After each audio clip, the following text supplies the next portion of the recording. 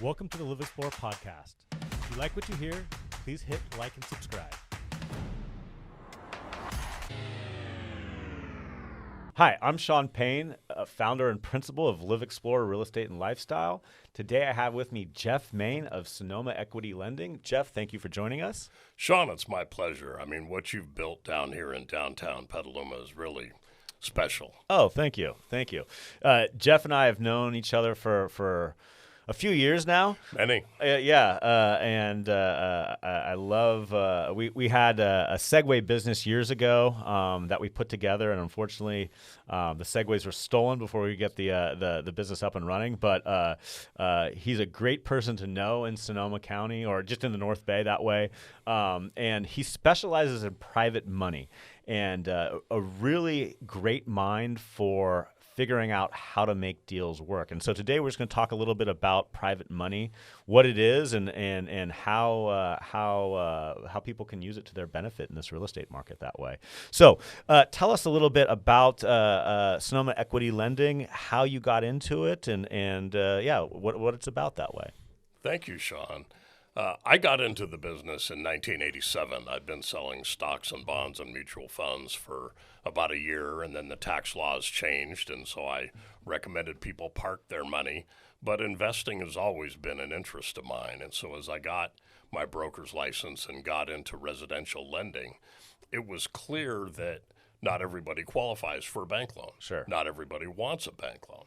And there was this vehicle at that time called private money where individuals like us could get together and help somebody by funding the loan instead of a bank. Right. And just to give a little background, that you have done traditional mortgages and traditional lending as well, but you've also had Sonoma Equity Lending to kind of fill gaps in that regard for certain situations. It was June of 1987, and I made a decision when I got into lending that I wanted to be able to help whoever walked in the door. If they were passionate about buying a home or investment property, I wanted the tools in the toolbox, so to speak, to help them. And it was clear that banks weren't enough. So I've been doing bank lending all that time and private money lending since '87, but mostly in a residential setting, not commercial. Okay. So give us an example of why someone would want to come and use private money over conventional financing. Absolutely. I think as a borrower, there are sometimes situations that you find yourself in where you don't fit the mold. I don't have the kinds of debt-to-income ratio that the bank wants. I'm still paying my bills. I'm still saving money, but I don't fit their criteria. With private money lending, it's a little more liberal in terms of how we look at things, where a bank might say, if you're going to buy an income property, I need 2 years' history of having rental income properties. Well, I can use prospective rents. So I don't need, in my risk assessment, to have a history. I just need to know, there's going to be a tenant in that house, and this is about what they're going to pay. Right. And then we do our underwriting analysis that way. So it's a little more flexible. Certainly you pay a little more for that flexibility and creativity, but that's one example of why you'd want private money. I had a gentleman in Sebastopol. He was an educator in edible plants. He wanted to buy a nursery and do educational seminars to show people how to grow their own food. No previous experience. Banks wouldn't loan to him. We did loan to him. He kept that loan for a period of time until he had the tax returns to justify getting a bank loan, and then you leave. So basically, private money is a interim step from where you are to where you want to be, and then you refinance out of it into something more competitive. Sure. And I think it's really important to note, because private money as an industry, there's some negative connotations to it, and people often think that there's terms that are going to surprise them or whatnot. And I think it's really important to note that that's not how it is anymore. That you're just as regulated as any mortgage, and the terms are all very straightforward that way. You know what type of product you're getting into. There's no surprises. It is what it is at this point that way. I agree with that. I think prior to Dodd-Frank law changes and prior to the Great Recession, there were a number of people that took out negative amortizing loans that didn't understand them, maybe forgot how they worked and got themselves in trouble. And there's certainly, anytime you're involved with a lot of money, and real estate involves a lot of money, there's the chance for some people to do misdeeds. And Sure. there was a segment of my industry that was known as loan to own, where people would make loans knowing that they couldn't pay so that they could take back the property and essentially acquire it at a discount. And that's Right. pretty disgraceful. And so thankfully there are laws to protect people that way.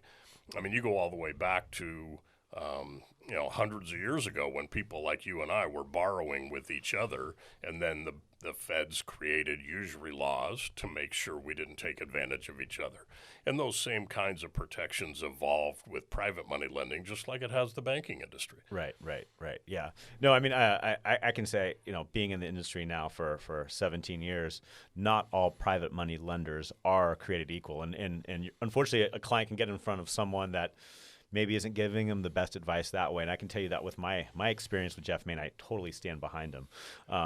Very honorable and very honest person that way. And I mean, I think you should go into a couple scenarios I've seen multiple cases of someone about to have a home foreclosed on or something of that nature. They can't qualify for a conventional mortgage, and there's some cases you can step in and save that home until they can qualify. Maybe there's the condition of the property that has to be fixed up or something of that nature so that it can qualify for a conventional mortgage. Those are things that you've stepped in and helped in those situations. I know that you work with a lot of contractors and flips. Are there any specific scenarios that you want to talk about how they can use private money? I think you just mentioned some of the big ones. Those are things I use every day. I think adding to that list, I'm doing more and more loans to estates. So maybe mom and dad have passed on. One child wants to inherit the house and take over that low property tax base. The other child just wants the money to go away and live their life.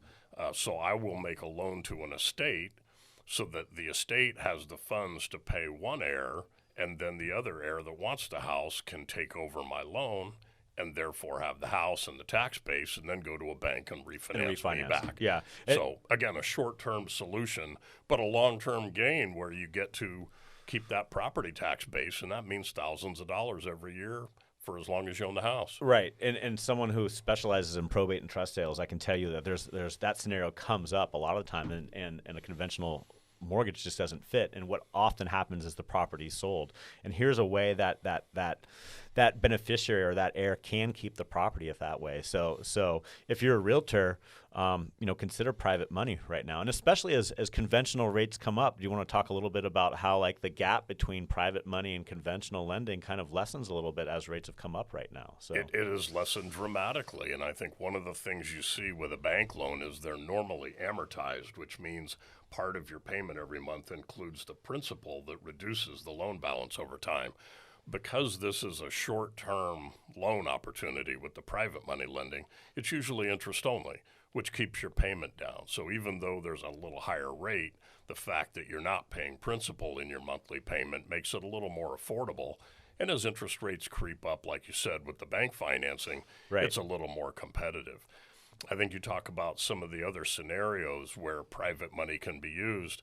Certainly in the Great Recession, we were seeing homes broken into, piping was being stolen, Sure. fixtures were being stolen.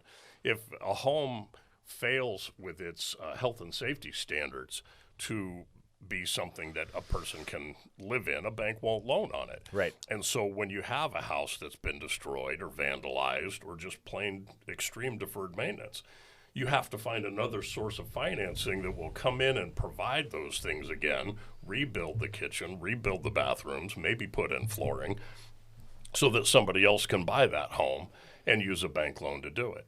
So that's another example of private money lending, is where the property is deficient. It's not by any means necessarily the borrower that's deficient. It could be the collateral. Right. And that's so important in this market because you're going to see that properties that need work are going to sell, are not going to sell, or are going to sell for substantially less. So to put it a figure scenario in this is let's say that you have a client that has a property that could just sell it right now for $500,000 because it needs quite a bit of work. You can come in, you can put a loan on the property so that they can fix it up a little bit. Let's say it's $50,000 or $75,000 worth of work, and they turn around, they sell that same property for $750,000. So in a lot of situations where, in this market, that property that needs carpet, that needs that kitchen remodel, it's going to sell for substantially less than that finished product. And here's a situation where you can come in, you can finance those repairs, and then that person can turn around potentially and sell that property for quite a bit more and increase their profit margin that way. So you make an excellent point, and that sometimes is known as fix and flip Right. in the industry. But our loans normally have a rehab component. So we'll help you to buy the property, we'll help you to fix up that property, and we'll maybe even throw in a few payments on the loan itself so that, because it's not rentable during that period of time, Right. you don't have to make a payment on the loan. It's all built in as a one contained solution for that property. And I Right. think talking about private money again, it's important to talk about the exit strategy. Anytime you get involved in any kind of financing or investment, you want to know what your exit strategy is. Right. How am I going to get out of this, hopefully with a profit? And so that tends to be something that I provide also. I'm not just a provider of private money. I'm a provider of a strategy that helps people create profit. Right. So I think that's important that's kind of what we talked about a second ago, is that you're there to make sure that no one's getting into a loan product that all of a sudden you disappear and they're like, wait a second, I have this payment or something like that, that you're walking them through the steps for their next chapter of how to get out of it that way. So until it's paid off. Right. Yeah. So there's no like gray area. It's like, hey, this is how you're going to approach it, and you're going to help them put the steps together so they know exactly what to do in the next chapter, and they're not confused or whatnot that way. So And we do that up front, so that Right. gives you a lot of confidence that, hey, here's my plan. As long as I adhere to my plan, this is the kind of profit I expect when it concludes. Right. Yep. So do you want to talk a little bit? You have a really good feel for what's going on, being that you work with so many contractors and things out there. What are you hearing in the real estate market? What type of projects are you financing right now? Has it changed from 2 years ago? Are you seeing more rehab projects versus new builds? What are you seeing that way? What are you helping finance that way? I don't really get involved in ground up construction anymore. Okay. A lot of what I do, predominantly from really San Jose to the Oregon border, is a lot of rehab work. So whether it's a property that is 60 years old and people lived in it but never did anything to it, now it's sold or it's inherited and they just want Right. to sell it. Maybe the kids are Sure. not even in California anymore. We'll take that property on and we'll help to buy it, and we'll provide the funds to fix it up. And then an FHA buyer or somebody like Come you in, might right, have yep. will come along and say, well, man, these numbers are better than the rent I'm paying, and Right. I'm getting a tax break, and my money's going to something now. So, yeah, I want to pay for this otherwise brand new house that's been rehabbed. Right. What about, like, specifically, have you seen any changes in the market in like the last 6 months for the type of projects that you're financing? Are your contractors now going to smaller rehab projects, or have you seen any changes, or is it pretty much the same thing that you've seen from 2 years ago that way? I think the changes are the amount of product. Okay. Interestingly, I had the best year I've had in 35 years in 2021. But this year was a little slower. We had that dramatic transition in interest rates Right. that went from 1 point whatever to almost 8. That shocked the market. And Right. so a lot of people were put on hold. Our supply chain issues have been a big impact. You don't want to go in and invest in a property because time is not your friend, where you're going to have to wait 8 months for the products you need to fix this place Sure, up. You sure. just as soon wait until that process is over and you can get those products quickly. Right. And then wait to buy that and fix it up later. So there was a stall in the marketplace, but at the same time, there is need. Like with the estates I was talking about, I've done quite a few of those while we went through this process. I'm doing one now up in Healdsburg where there's a foundation problem. That foundation problem didn't happen overnight, but now this person wants to sell the property and it won't be bank loanable without that foundation fixed. Corrected, right. Seller doesn't have the money to fix it. Buyer's willing to come in for a lesser sales price and say, I'll take care of that. And the way they take care of it is with a private money loan. Sure. Sure. What about, are you doing like any type of bridge loan products? I know that with rates coming high and the inventory is still low, that people, want to go out and buy a property that is on the market that they like, but they haven't put their home on the market or things of that nature. Are you doing anything like that to help people out there? Absolutely. That's called a bridge loan. Right. And certainly we went through a period where contingencies weren't offered Right. or accepted by a seller, so you couldn't buy a house subject to the sale of your own. And what do? Well, if I have enough equity in the house I have now, a bridge loan will let me leverage that property and buy the next property I want, all within one loan, so that when my house sells, I can pay that bridge loan down and then refinance the rest with a bank loan. Right. So those are 1-year loans. There's specific rules about those loans in terms of ability to repay and not making sure that we don't put somebody in a bad way situation, with those right? loans. But again, it's a tool that will help you get what you want and let you sell the house that you already have for a higher price, which pays for that bridge loan. So ideally, the strategy doesn't cost you any money, because rather than dropping the price of the house you have right now to hurry up and get into the next one, you can hold out for more of a fair price. Right. Well, not only that, but here, I'm going to throw this. Maybe I'm wrong on this, but let's say I was like, hey, Jeff, I found my dream home. I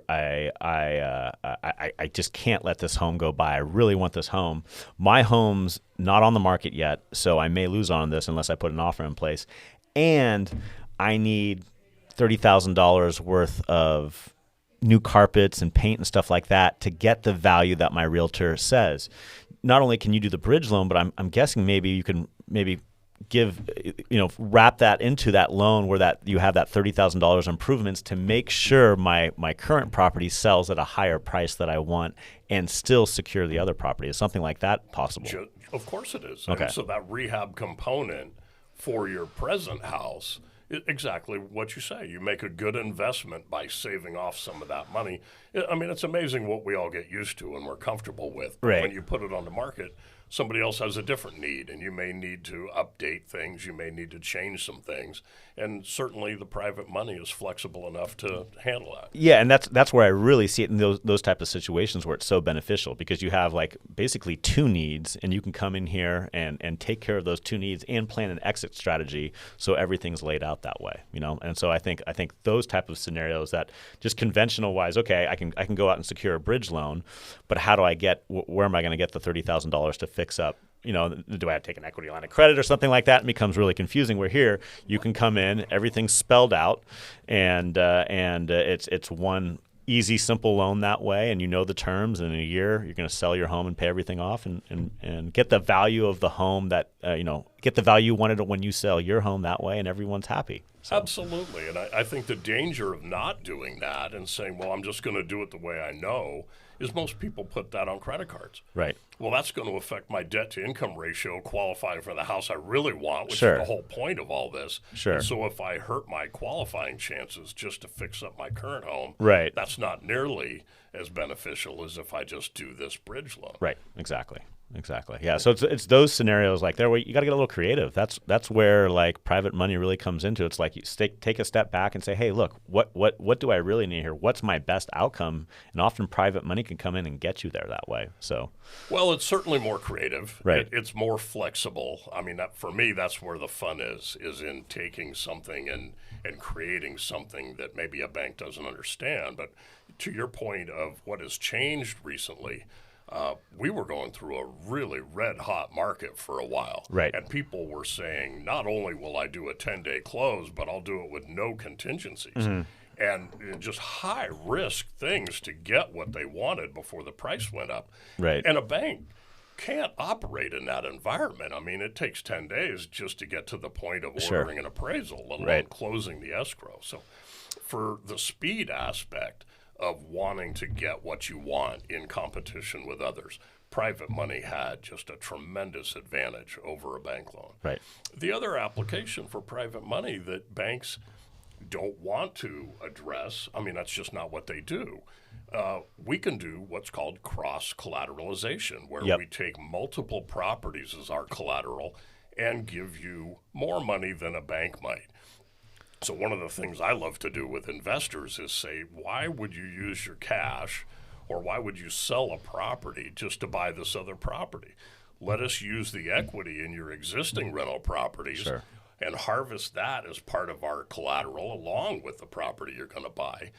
And oftentimes show them how to buy this property with no money down at all. Right. And sometimes no money out of pocket. And so that's where the fun is for me, is Sure. in sharing with people how to use real estate in an unconventional way to their benefit.